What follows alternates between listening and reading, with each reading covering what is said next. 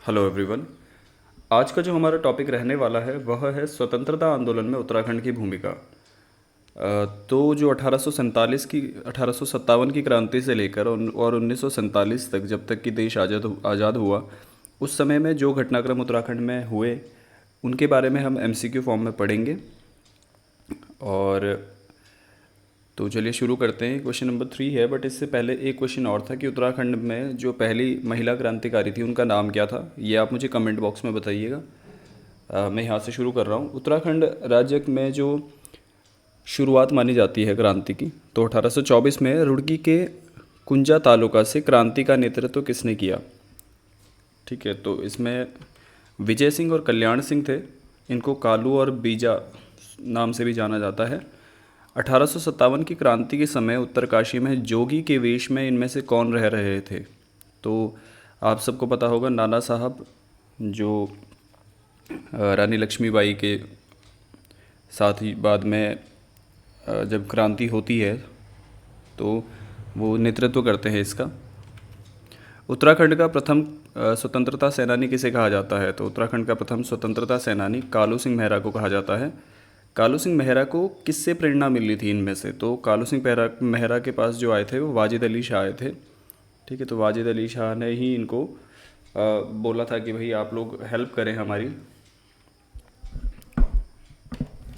कालू मेहरा के साथियों में से किसे फांसी दी गई थी। तो इनमें दो लोग और थे, ये आनंद सिंह फर्तियाल और बिश्ना सिंह थे, जो कालू मेहरा के साथ थे। इनको सज़ा दी गई। ठीक है, और आपको पता होगा कि जो वाजिद अली शाह है वो अवध के नवाब थे। ठीक है, तो जब अवध को उन्होंने एनेक्स कर लिया कि भाई जो कुशासन के बेसिस पे बोलते हैं कि भाई ये अपना रूल जो है वो सही से नहीं कर पा रहे हैं, तो अवध को ब्रिटिशर्स ने अपने अंडर में ले लिया था। तो फिर जो वाजिद अली शाह थे उन्होंने यहाँ आके इन सब से सिफारिश भी करी थी कि भाई हम क्रांति कर रहे हैं तो आप उसमें हमारा सपोर्ट करें।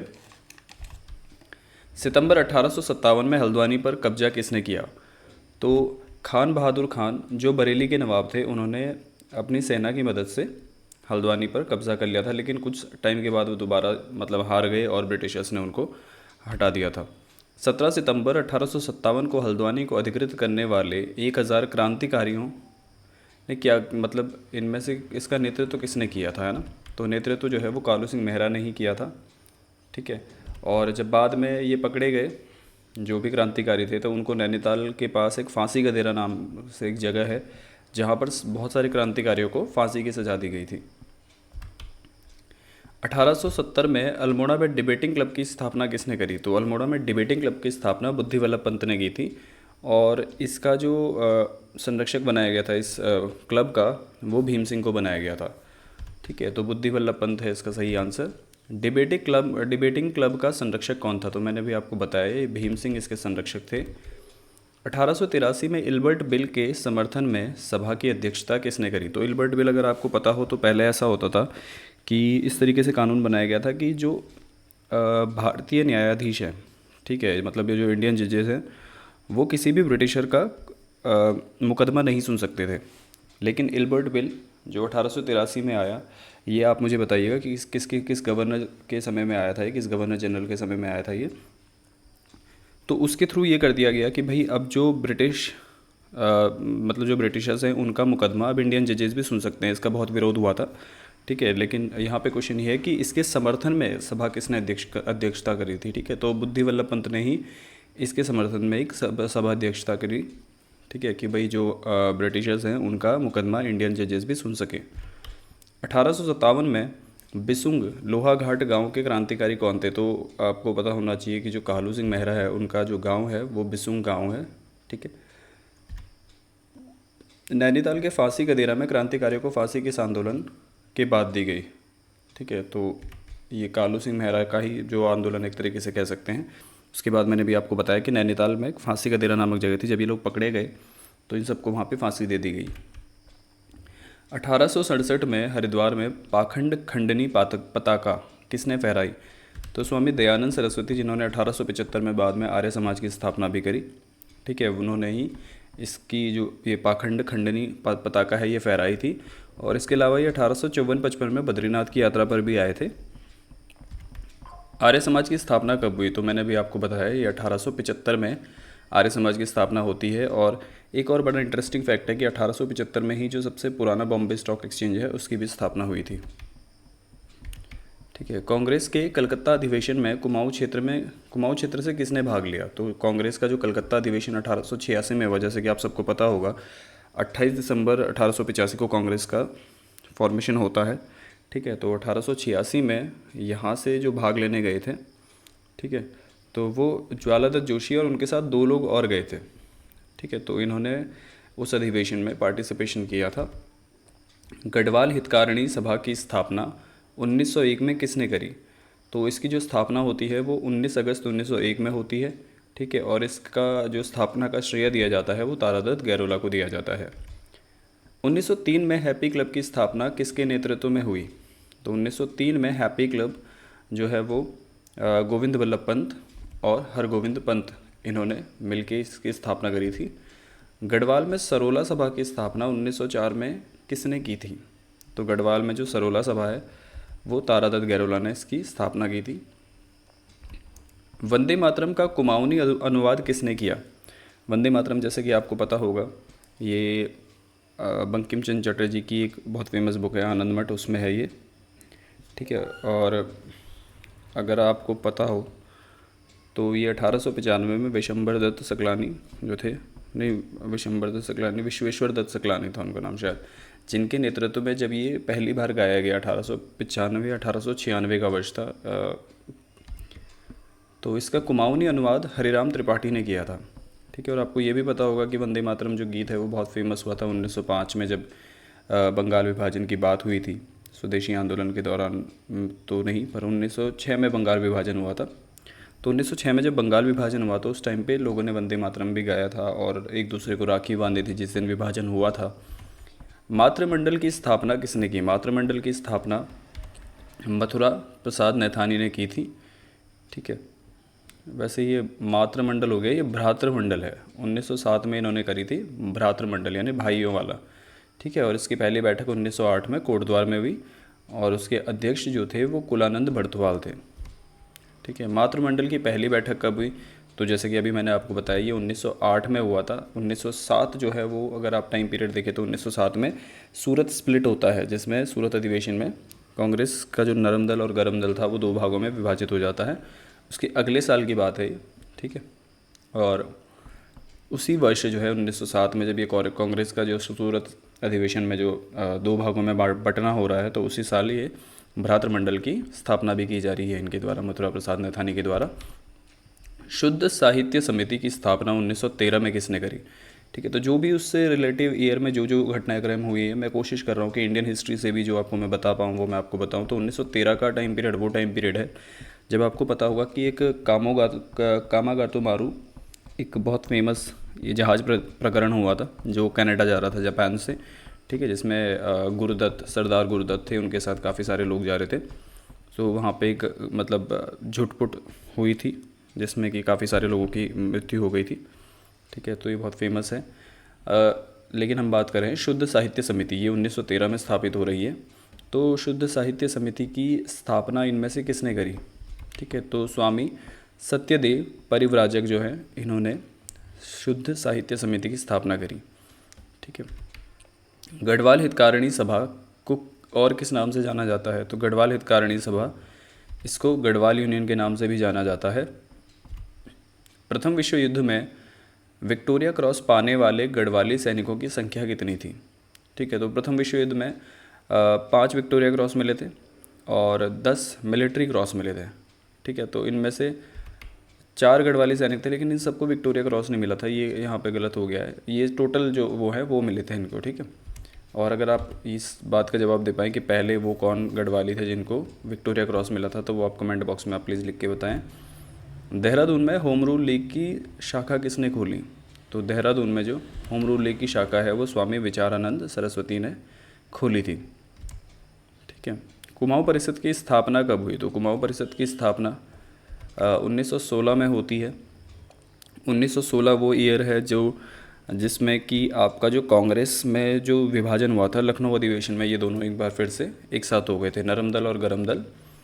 ठीक है। तो कुमाऊं परिषद की जो स्थापना हुई थी, इसमें बहुत सारे लोगों का कंट्रीब्यूशन था, जैसे हरगोविंद पंत है, बद्रीदत्त पांडे है, गोविंद वल्लभ पंत है। इन सब की एक कंबाइंड एफर्ट से ये कुमाऊं परिषद स्थापित हुई थी।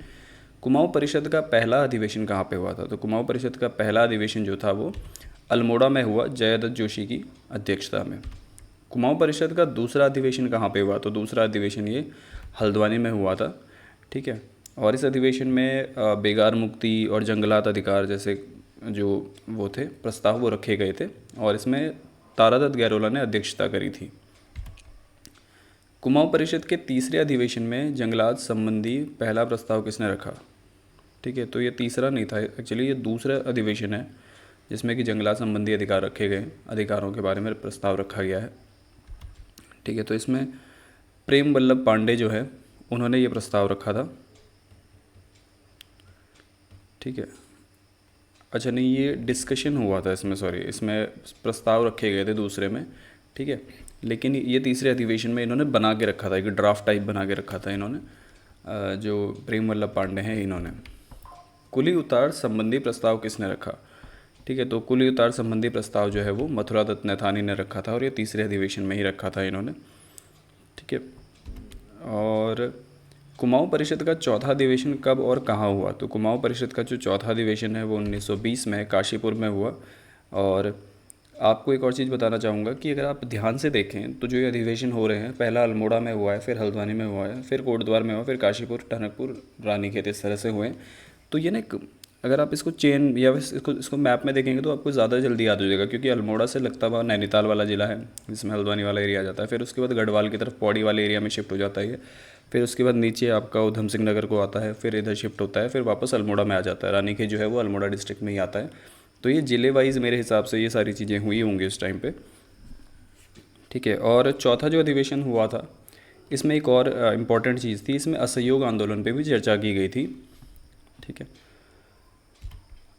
और अच्छा, एक फैक्ट और रह गया है, जो तीसरा अधिवेशन था जो अभी मैं आपको बता रहा था, जो कोटद्वार में हुआ, इस अधिवेशन को हिंदू मुस्लिम एकता के रूप में भी जाना जाता है। ठीक है। और इसके जो अध्यक्ष थे तीसरे अधिवेशन के, राय बहादुर तथा बद्रीदत्त जोशी, ये दो लोग थे इसमें अधिवेशन में जो अध्यक्ष थे। कुमाऊं परिषद का पांचवा अधिवेशन कब हुआ?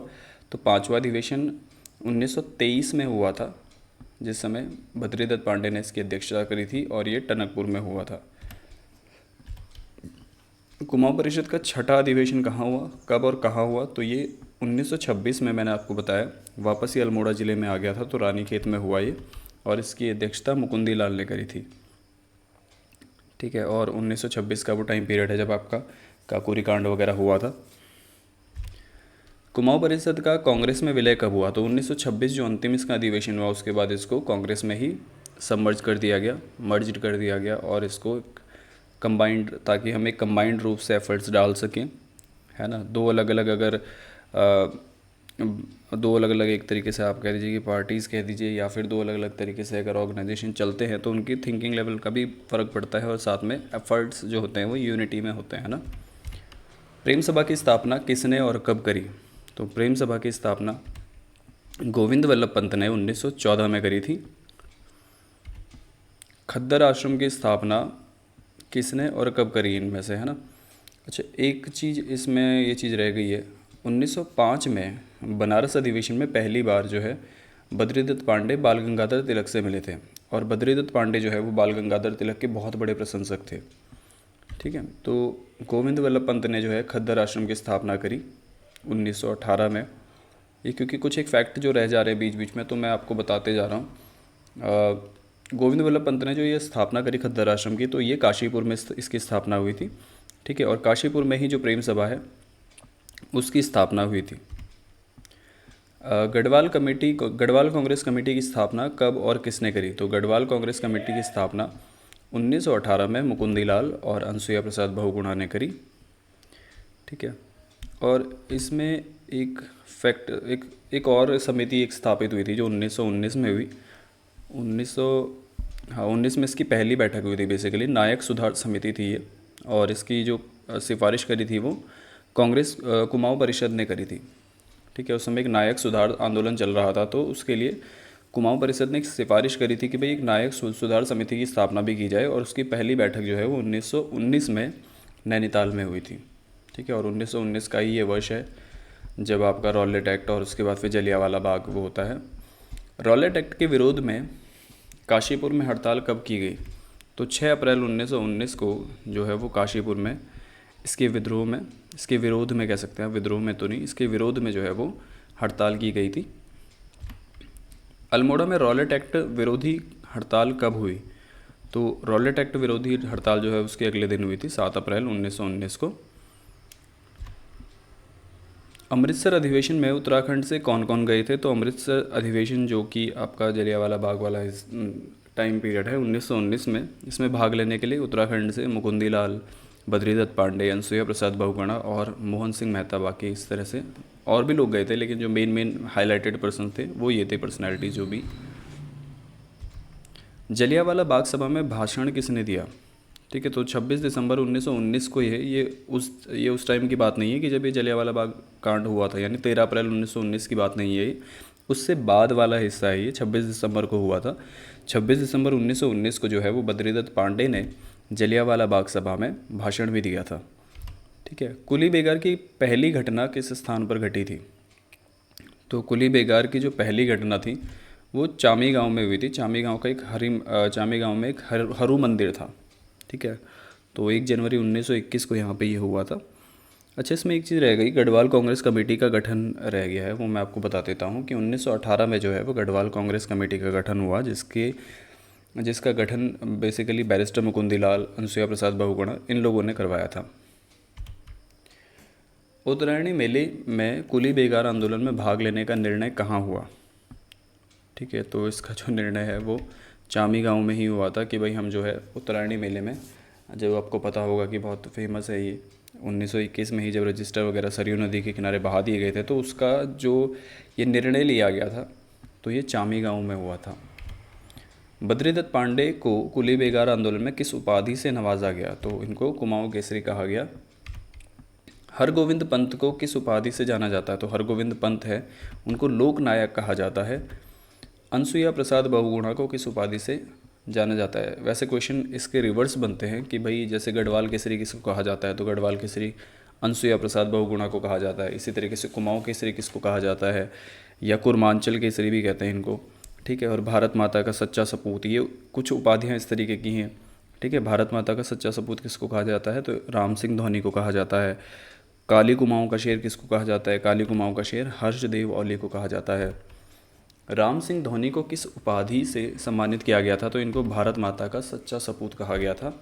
हर्षदेव औली को किस उपाधि से जाना जाता है? तो अभी मैंने बताया आपको, हर्षदेव औली को काली कुमाऊं का शेर कहा जाता है। कुली बेगार प्रथा ब्रिटिश कालीन कुमाऊं क्षेत्र में कब तक रही? तो 1815 से, अभी मैंने बताया था कि 1921 में 14 अप्रैल 1921 को जो सरयू नदी के किनारे इन्होंने रजिस्टर बहा दिए थे। ठीक है, तो उस टाइम पे मतलब 1815 में, क्योंकि गढ़वाल में ही शासन शुरू होता है ब्रिटिशर्स का, तो 1815 से 1921 तक का इसका टाइम पीरियड है। 1822 में कुली बेगार को ख़त्म करने का प्रयास किसने किया? तो 1822 में जो है वो कमिश्नर ट्रेल ने 1822 में इसको ख़त्म करने का प्रयास किया था, और एक तरीके से इन्होंने खच्चर सेना भी निर्मित करी थी, जो मैंने आपको ब्रिटिश शासन में बताया भी था कि जो उत्तराखंड के ब्रिटिश शासन से रिलेटेड MCQs हैं उनमें मैंने आपको बताया था ये कि जो कमिश्नर ट्रेल हैं उन्होंने एक खच्चर सेना का निर्माण किया था। ठीक है, खच्चर सेना इसलिए कि भाई लोगों से बेगार ना करवाया जाए, उसकी जगह खच्चर सेना का निर्माण कराया जाए। साथ ही इन्होंने इनके टाइम पीरियड पे जो जेल में बंदी होते थे, तो इन्होंने ये प्रस्ताव रखा कि भाई जो जेल में बंदी हैं उन लोगों से हम क्यों ना बेगार करवाया जाए, जब उनको हमने जेल में रखना ही है तो उनसे कुछ काम भी करवाया जाए। कमिश्नर रैमजे ने 1857 में किसी कुली कार्य में लगाया? तो सॉरी, ट्रेल के नहीं, कमिश्नर रैमजे का था ये, जिन्होंने जेल के कैदियों को कुली कार्य में लगा दिया। कुली एजेंसी की स्थापना किसने और कब की? तो कुली एजेंसी जो है ये 1908 में बनाई थी जोत सिंह नेगी ने, और इसका नाम transport and power supply cooperative association रखा गया था। कुली एजेंसी समिति का नेतृत्व किसने किया? तो कुली एजेंसी समिति का जो नेतृत्व है वो तारादत्त गैरोला ने किया। ठीक है, और ये गढ़वाल में 1913 तक कुल कितनी कुली एजेंसियां कार्यरत थी? तो उस समय 10 जो कुली एजेंसियां थी वो कार्यरत थी। अच्छा, इसमें एक और नाम है कुली बेगार से ही संबंधित, गौरी दत्त बिष्ट। तो गौरी दत्त बिष्ट जो है वो 1903 में लॉर्ड कर्जन को इन्होंने कुली बेगार के बारे में बताया था। आपको पता होगा कि लॉर्ड कर्जन जो है वो उस टाइम पे भारत के गवर्नर जनरल थे, ठीक है। और जब लॉर्ड कर्जन अल्मोड़ा से गढ़वाल जा रहे थे तो गौरी दत्त बिष्ट ने उनको इस कुली बेगार के बारे में अवगत कराया था कि इस तरीके से भी यहाँ पे एक प्रथा चल रही है। कुली बेगार आंदोलन को किस नाम से जाना जाता है? तो कुली बेगार आंदोलन जो है उसे रक्तहीन क्रांति या असहयोग की पहली ईंट भी कहा जाता है इसे, ठीक है। रक्तहीन क्रांति और असहयोग की पहली ईंट। 14 जनवरी 1921 को, सॉरी मैंने 14 अप्रैल कह दिया था, 14 जनवरी है वो, 14 जनवरी 1921 को कुली बेगार आंदोलन की मुख्य सभा कहाँ हुई? तो इसकी जो मुख्य सभा थी वो बागेश्वर में हुई। और 14 जनवरी 1921 को ही बागेश्वर में सरयू नदी के तट पर उत्तरायणी मेले में जो है वो 40,000 लगभग स्वतंत्रता सेनानी द्वारा कुली बेगार नहीं करने की शपथ ली गई कि अब हम कुली बेगार नहीं करेंगे, और जो भी उससे संबंधित रजिस्टर थे वो सारे के सारे नदी में बहा दिए गए। तो कुली बेगार आंदोलन के समय कितने सेनानी उपस्थित थे? तो मैंने बताया लगभग 40,000 सेनानी उस समय उपस्थित थे। कुली बेगार आंदोलन के समय रजिस्टरों को नदी में बहा दिया गया। 30 जनवरी 1921 को कुली बेगार आंदोलन सभा कहाँ पर हुई?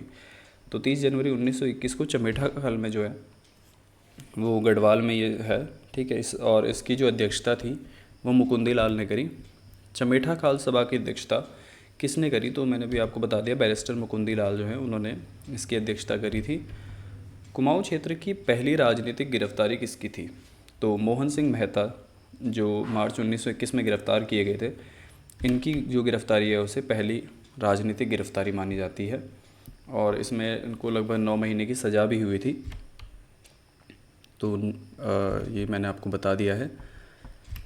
1921 में विधान परिषद में अल्मोड़ा से कौन प्रतिनिधि भेजे गए? तो 1921 में जैसे आपको पता होगा कि स्वराज दल इस टाइम पे स्थापित होता है। 1920 में जब असहयोग आंदोलन एक तरीके से चलता है, और 1921 में जब इसको वापस ले लिया जाता है ना, क्योंकि जो चौरा चौरी कांड होता है उसकी वजह से गांधी जी काफ़ी उदास होते हैं और वो कहते हैं कि भाई भारत अभी जो है आज़ादी के लिए तैयार नहीं है, तो वो इसलिए इस आंदोलन को वापस ले लेते हैं। तो उसके बाद जो है स्वराज पार्टी का भी गठन होता है। तो 1921 में यही पूछा गया है कि विधानसभा परिषद में अल्मोड़ा में से कौन प्रतिनिधि भेजे गए थे? तो कुंवर आनंद सिंह भेजे गए थे। और 1921 में ही मैंने आपको बताया था, जो ब्रिटिश वाली वीडियो है उसमें मैंने बताया था कि विधान परिषद में 1921 में प्रतिनिधि भेजने का अधिकार कुमाऊं कमिश्नरी को प्राप्त हुआ था। तो 1921 में जब ये अधिकार हुआ कि भाई आप भी यहाँ से कमिश्नर भेज सकते हैं, है ना, प्रतिनिधि भेज सकते हैं, तो कुंवर आनंद सिंह जो हैं वो अल्मोड़ा से भेजे गए, ठीक है। और इसी तरीके से नारायण दत्त हिंदवाल थे जिनको नैनीताल से भेजा गया, और ब्रिटिश गढ़वाल की ओर से जोध सिंह नेगी। और मैंने भी आपको पहले जोध सिंह नेगी के बारे में बताया है कि उन्होंने 1903 में जो है जब लॉर्ड कर्जन आए थे तो इन्होंने उनको अवगत कराया था कुली बेगार के बारे में। 1921 में विधान परिषद में नैनीताल से कौन चुने गए? तो नैनीताल से नारायण दत्त हिंदवाल चुने गए। और 1921 में ही ब्रिटिश गढ़वाल से विधान परिषद में कौन चुने गए? तो ब्रिटिश गढ़वाल से जोध सिंह नेगी चुने गए थे। गोविंद वल्लभ पंत कब और किस दल से विधानसभा परिषद सदस्य बने? तो गोविंद वल्लभ पंत जो है वो 1923 में स्वराज पार्टी के टिकट से नैनीताल की तरफ से वो संयुक्त प्रांत की विधान परिषद के सदस्य नियुक्त हुए थे, क्योंकि उस टाइम पे उत्तर प्रदेश तो था नहीं, उसे संयुक्त प्रांत ही कहा जाता था, बहुत बड़ा एरिया था उसमें, कुछ एमपी का भी एरिया था। 1926 में गढ़वाल से चुनाव किसने जीता? तो 1926 में मुकुंदी लाल ने जो है वो स्वराज दल के टिकट पर गढ़वाल से चुनाव जीता था। साइमन कमिश्नर के बहिष्कार का प्रस्ताव किसने रखा था? तो साइमन कमिश्नर का जो बहिष्कार करने के लिए जो प्रस्ताव रखा था वो मुकुंदी लाल ने ही रखा था। सल्ट क्षेत्र में साइमन कमीशन का विरोध किसके नेतृत्व में हुआ? तो सल्ट क्षेत्र में हरगोविंद पंत थे जिनके नेतृत्व में साइमन कमीशन का जो है वो विरोध हुआ था। और आपको पता होगा कि आगे जाके 1942 में जब भारत छोड़ो आंदोलन चल रहा होता है तो सल्ट क्षेत्र में ही सल्ट क्षेत्र के खुमाड़ करके एरिया है जहाँ पे गोलियाँ चलती हैं, ठीक है। और इसमें आंदोलनकारी मारे जाते हैं। 2 सगे भाई भी थे, गंगाराम और खीमादेव, जो शहीद हो गए थे। इसलिए ही 5 सितंबर को शहीद स्मृति दिवस मनाया जाता है, जो कुमाड़ क्षेत्र है वहाँ पर, है ना। महात्मा गांधी पहली बार हरिद्वार कब आए? तो महात्मा गांधी पहली बार अप्रैल 1915 में हरिद्वार आए, ठीक है। और आपको पता होगा कि इसी वर्ष 1915 को महात्मा गांधी भारत आए थे, 9 जनवरी 1915 को, जिसको हम लोग प्रवासी भारतीय दिवस के रूप में भी मनाते हैं। तो अप्रैल 1915 को जो है वो, उससे पहले आपको ये भी पता होगा कि शायद जब ये मिले थे, इनके जो पॉलिटिकल गुरु हैं गोपाल कृष्ण गोखले से, तो इन्होंने कहा था कि अगर आपने राजनीति करनी है तो राजनीति करने से पहले आप भारत को जानें। तो भारत की आत्मा जो है वो गांव में बसती है, यही महात्मा गांधी ने बाद में कहा, ठीक है। तो उन्होंने इस सजेशन को दिया था कि आप जो है पूरा का पूरा एक बार घूम के आइए, आप एक बार पूरा देश भ्रमण करिए, ताकि आपको देश का जो है वो कल्चर समझ में आ जाए, देश के लोग आपको समझ में आ जाए। गांधी जी देहरादून की यात्रा किस वर्ष की? गांधी जी ने जो है वो देहरादून की यात्रा 1916 में करी, और 1916 भी आपको मैं बता चुका हूँ वो वर्ष है जिसमें लखनऊ अधिवेशन हुआ। कांग्रेस के जो दोनों दल थे वो आपस में फिर से एक बार एकत्रित हो गए या विलित हो गए। गांधी जी दूसरी बार हरिद्वार कब आए? तो गांधी जी दूसरी बार 1927 में हरिद्वार आए थे, ठीक है। गांधी जी पहली बार कुमाऊं कब आए? तो गांधी जी ने पहली बार कुमाऊं यात्रा 14 जून 1929 को जो है वो कौसानी क्षेत्र में आए, बागेश्वर में, और 12 दिन ये रहे भी। इसी दौरान इन्होंने एक अनाशक्ति योग नाम से गीता पर एक टिप्पणी लिखी थी, ठीक है, भूमिका लिखी थी, टिप्पणी लिखी थी। गांधी जी बागेश्वर के कौसानी में कितने दिन रहे? तो ये क्वेश्चन एक बार पहले आया है, 12 दिन तक ये रहे थे। कौसानी प्रवास के समय गांधी जी ने गीता की भूमिका किस नाम से लिखी थी? तो अनाशक्ति योग नाम से इन्होंने लिखी थी। गांधी जी ने कौसानी को किस नाम से पुकारा? तो इन्होंने कौसानी को भारत का स्विट्ज़रलैंड कहा था, ठीक है। और गांधी जी कब तक कौसानी में रहे? तो गांधी जी 2 जुलाई 1929 तक कौसानी में रहे, और उसके बाद वो 16 से 24 अक्टूबर को गांधी जी गढ़वाल चले गए थे ना। गांधी जी गढ़वाल कब आए? तो 16 से 24 अक्टूबर, मैंने भी आपको बताया। जुलाई में जो है वो कौसानी रहे, फिर बाद में अक्टूबर के टाइम पे वो गढ़वाल भी आए थे, ठीक है। गांधी जी नैनीताल कब आए थे? तो मई 1931 में एक बार दोबारा से जो है नैनीताल आए, और इस समय वो जो विलियम मैल्कम हैरी थे उनसे मिले थे। टमटा सुधार सभा का गठन कब हुआ? तो टमटा सुधार सभा का गठन 1905 में हुआ था, ठीक है। शिल्पकार शब्द का प्रयोग सबसे पहले किसने किया? तो शिल्पकार शब्द का प्रयोग जो सबसे पहले है वो हरिप्रसाद टमटा ने किया। हरिप्रसाद टमटा अल्मोड़ा नगर पालिका के अध्यक्ष कब बने? तो 1945 से 1952 के बीच में ये अल्मोड़ा नगर पालिका के अध्यक्ष बने। सरकारी रिकॉर्ड में शिल्पकार शब्द को कब मान्यता दी गई? ठीक है, तो एक बहुत इंपॉर्टेंट क्वेश्चन है। 1921 से लेकर इसके लिए एक जो है वो वैसे प्रयोग किया जा रहा था, लेकिन मान्यता जो है वो 1932 में मिली। नैनीताल में शिल्पकार आंदोलन का नेतृत्व किसने किया? तो नैनीताल में शिल्पकार आंदोलन जो है वो खुशीराम आर्य थे, इन्होंने किया था। कुमाऊं शिल्पकारिणी सभा का गठन कब हुआ? तो ये वर्ष 1931 में इसका गठन हुआ। संयुक्त प्रांत की अस्पृश्यता विरोधी समिति का चेयरमैन कौन था? तो अस्पृश्यता मतलब अनटचेबिलिटी, ठीक है, उसके अगेंस्ट जो कमेटी बनी थी उसके जो चेयरमैन थे वो हृदयनाथ कुंजरू थे, ठीक है। गढ़वाल में अस्पृश्यता विरोधी समिति का अध्यक्ष कौन था? तो मुकुंदी लाल जो है उनको अस्पृश्यता विरोधी समिति का अध्यक्ष चुना गया था। 1935 में दलित सभा कहाँ स्थापित हुई? तो 1935 में दलित सभा जो है वो श्रीनगर गढ़वाल में स्थापित हुई, ठीक है। और इसके जो अध्यक्ष बनाए गए वो C.H. चौफिन थे, उनको बनाया गया था। 1935 की श्रीनगर दलित सभा की अध्यक्षता किसने करी? तो C.F. चौफिन, मैंने भी आपको बताया, जो इसके अध्यक्ष बने।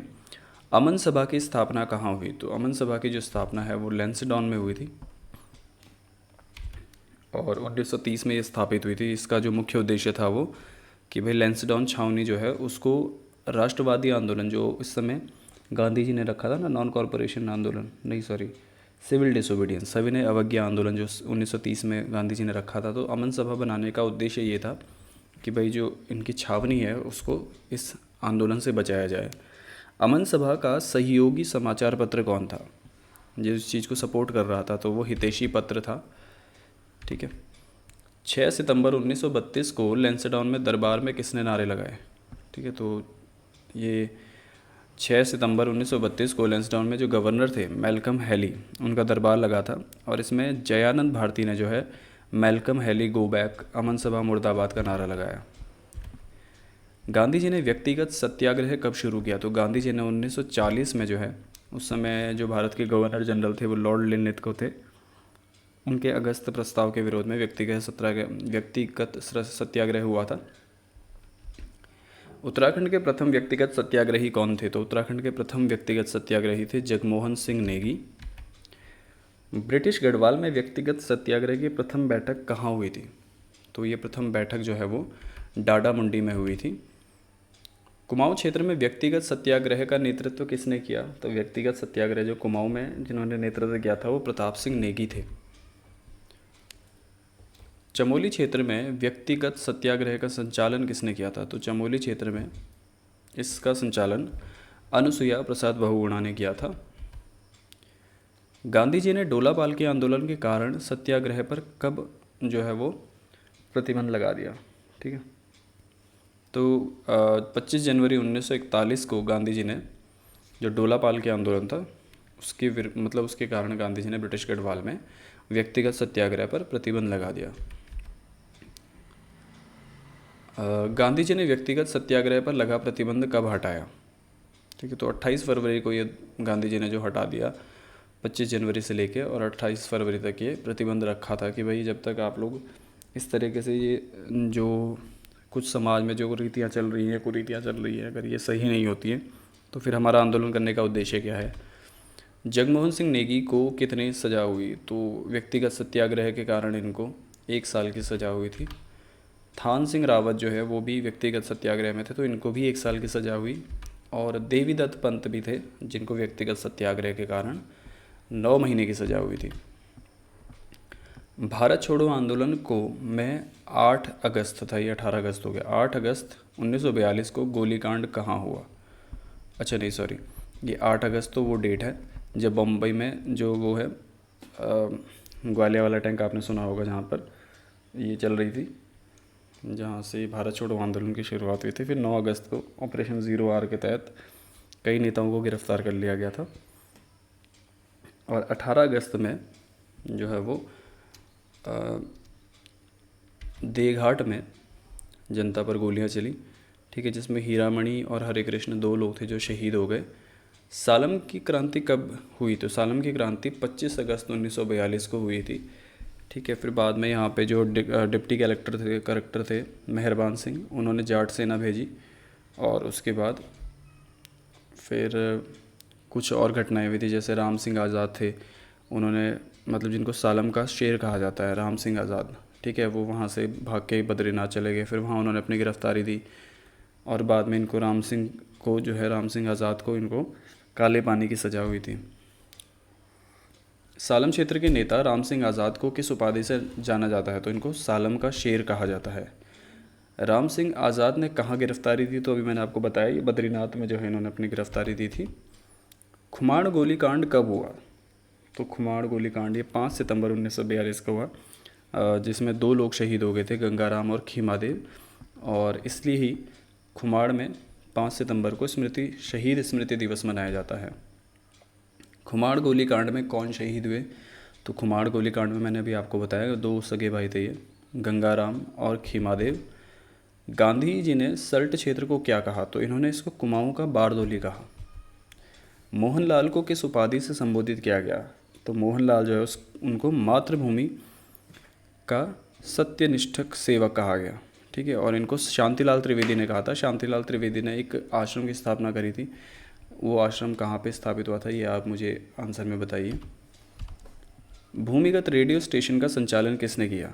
तो भूमिगत रेडियो जो भारत छोड़ो आंदोलन के समय, जैसे आपको पता होगा इंडियन हिस्ट्री में तो उषा मेहता और लेडीज़ 1-2 लेडीज़ और थी जिन्होंने इसका संचालन किया था, वैसे ही अरुणा असफ अली और उषा मेहता काफ़ी फेमस नाम है उस समय के। इसी तरीके से यहाँ गढ़वाल में जो है या उत्तराखंड में जो है द्वारहाट में एक मदन मोहन उपाध्याय करके व्यक्ति थे जिन्होंने भूमिगत रेडियो संचालन चलाया था। शिलागी में राष्ट्रीय विद्यालय की स्थापना किसने की? तो शिलागी में सदानंद कुकरेती ने राष्ट्रीय विद्यालय स्थापित किया। ताड़ी खेत में प्रेम विद्यालय किसने स्थापित किया? तो ताड़ी खेत में जो है वो देवकी नंदन पांडे और भगीरथ पांडे, इन्होंने प्रेम विद्यालय की स्थापना करी। गढ़वाली उपाधि किसे दी गई? तो ये आपको पता ही है, काफ़ी कॉमन क्वेश्चन है। चंद्र सिंह भंडारी, जिनको चंद्र सिंह गढ़वाली भी कहा जाता है।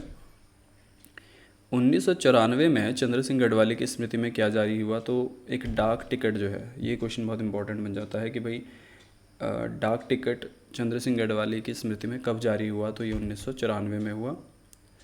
चंद्र सिंह गढ़वाली की समाधि कहाँ पर स्थित है? तो ये भीमातौली, दूधातौली वाले क्षेत्र में। आज़ाद हिंद फौज का गठन किसने किया? तो आज़ाद हिंद फौज का गठन कैप्टन मोहन सिंह ने किया 1942 में। आज़ाद हिंद फौज का गठन किसने किया? ये हो चुका है। आज़ाद हिंद फौज की कमान सुभाष चंद्र बोस ने कब संभाली? ये क्वेश्चन इंडियन हिस्ट्री के लिए भी बहुत ज़्यादा इंपॉर्टेंट है। तो वर्ष 1943 में जो है इन्होंने आज़ाद हिंद फौज की कमान संभाली थी। आज़ाद हिंद फौज में उत्तराखंड से लगभग कितने जो सैनिक थे वो शामिल थे? तो लगभग 2500 सैनिक यहाँ से शामिल थे। सिंगापुर में ऑफिसर्स ट्रेनिंग स्कूल का कमांडर किसे नियुक्त किया गया था? तो ऑफिसर्स ट्रेनिंग स्कूल, ये लेफ्टिनेंट थे चंद्र सिंह नेगी, जिनको इस स्कूल का कमांडर नियुक्त किया गया था। सुभाष चंद्र बोस की अंगरक्षक बटालियन का कमांडर कौन था? तो मेजर देव सिंह दानू थे। जो ये सारी की सारी गढ़वाल की पर्सनैलिटीज़ हैं जो इंडियन हिस्ट्री में भी इतना इम्पॉर्टेंट रोल प्ले कर गई हैं। सुभाष रेजिमेंट की प्रथम बटालियन का कमांडर कौन था? तो कर्नल PC रतूड़ी, पितृशरण रतूड़ी इनका पूरा नाम था, जो इस रेजिमेंट के प्रथम कमांडर थे। और इन्होंने ही बर्मा अभियान के समय मतलब काफ़ी वीरता से लड़ाई करी। तो उनकी वीरता को देखते हुए सरदार एक जंग इनको एक उपाधि दी गई थी। PC रतूड़ी को कौन सी उपाधि मिली? तो अभी मैंने आपको बताया, इनको सरदार ए जंग की उपाधि दी गई थी। गढ़वाल राइफल्स की किन बटालियनों ने आज़ाद हिंद फौज में विद्रोह किया था? ठीक है, विद्रोह में शामिल हुए थे मतलब एक तरह से। ठीक, तो 2/18 और 5/18 ये 2 बटालियन थी जो कि इस विद्रोह में शामिल हुई थी। वीर केसरी चंद किस संगठन से जुड़े थे? तो वीर केसरी चंद जो है वो आज़ाद हिंद फौज से जुड़े हुए थे। जौनसार के भाबर क्षेत्र के रहने वाले थे, जौनसार भाबर क्षेत्र के रहने वाले थे ये।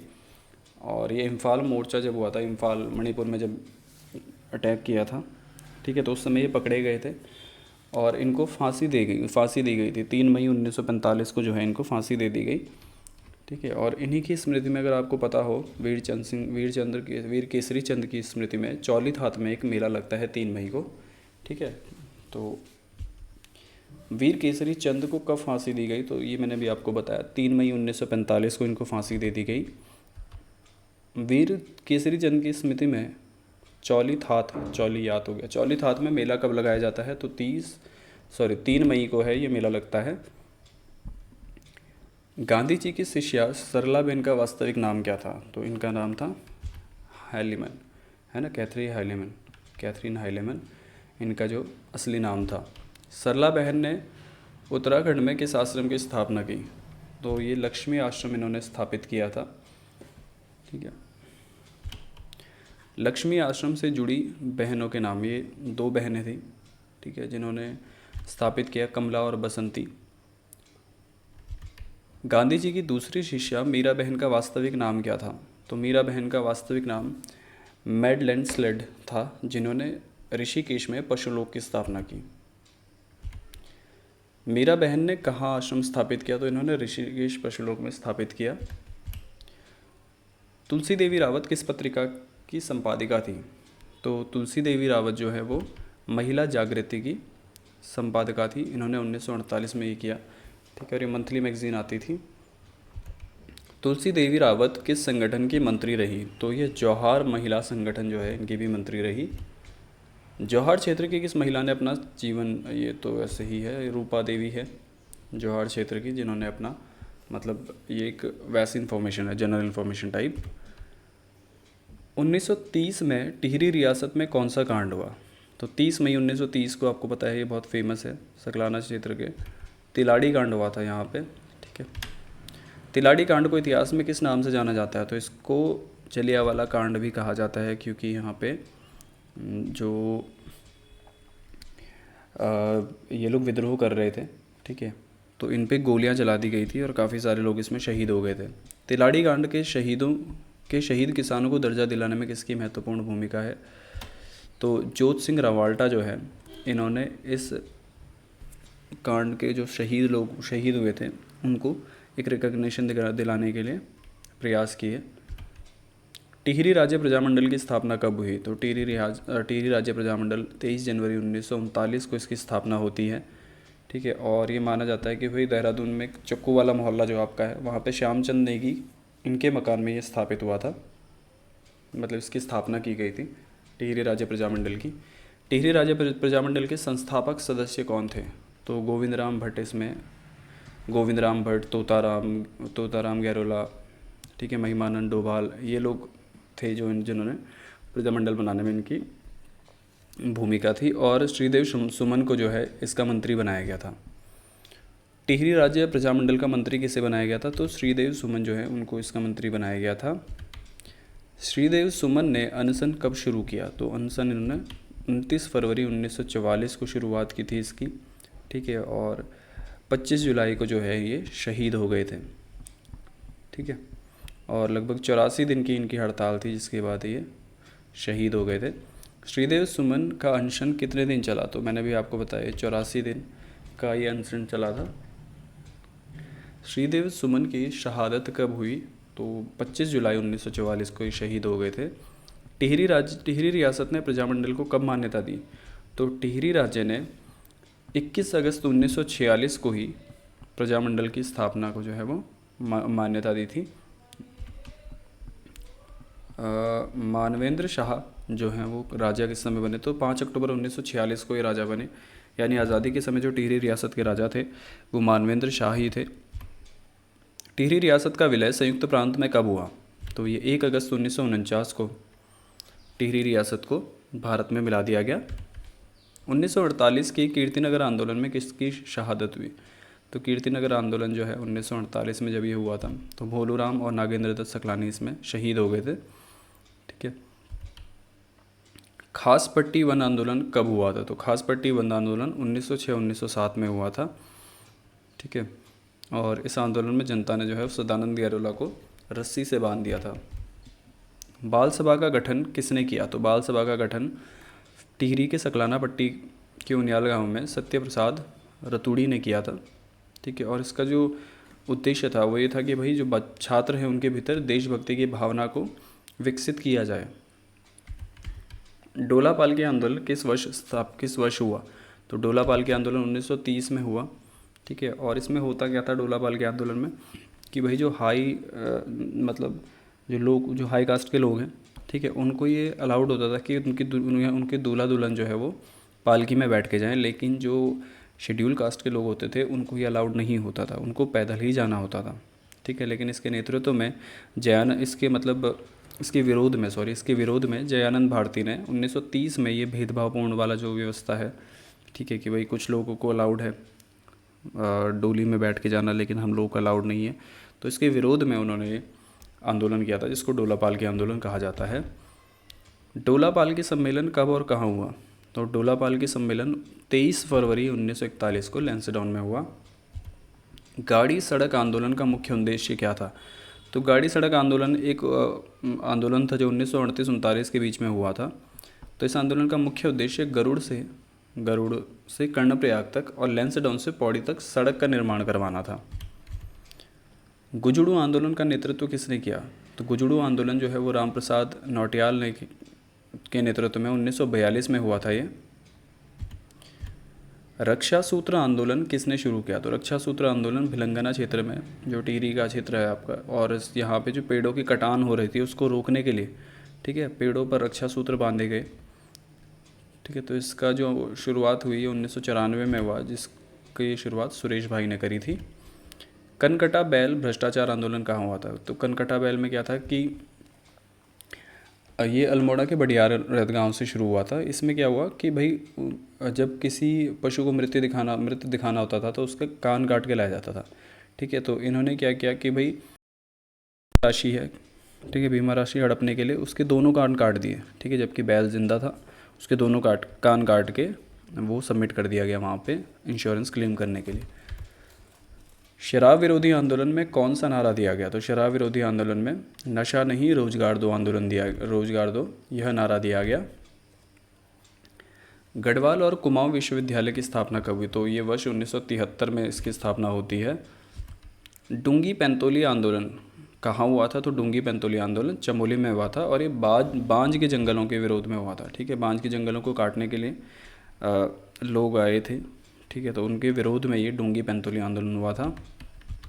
डाडा मंडी आंदोलन किसके समय हुआ? तो डाडा मंडी आंदोलन ये भारत छोड़ो के समय हुआ था, भारत छोड़ो आंदोलन के समय, और इसका जो नेतृत्व था वो उमराव सिंह रावत ने किया था।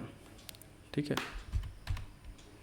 डाडा मंडी आंदोलन का नेतृत्व किसने किया? तो मैंने भी आपको बताया, ये उमराव सिंह रावत ने जो है इसका नेतृत्व किया।